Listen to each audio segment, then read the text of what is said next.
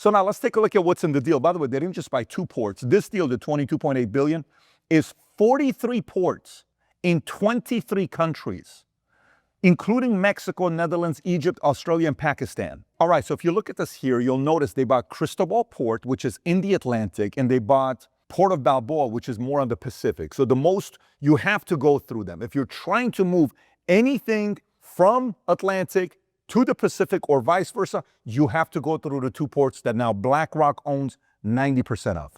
Let me tell you why this is so important. Everybody's worried about tariffs, right? And what controls and things that could happen with prices going up. Do you know in 2020 when China decides to come out, BBC reports on this, on what China is capable of doing during times of conflict? Let me read it to you. Chinese national security law introduced in 2020 could allow China to exercise influence over Hong Kong-based companies in the event of a conflict. Here's why that's important. CK Hutchison has owned the 2 ports since 1997, and they're a Hong Kong-based company. So guess what?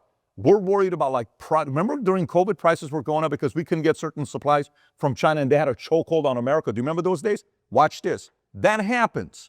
If all of a sudden we put too much tariffs on China, China can come out and say, hey guys, the port, guess what? Stop. We are China, communist regime.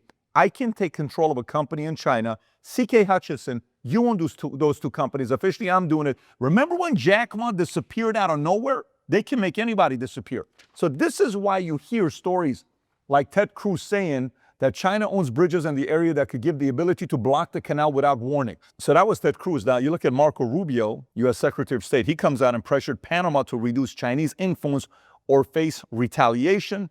And Panama subsequently quit China's Belt and Road Initiative, angering Beijing.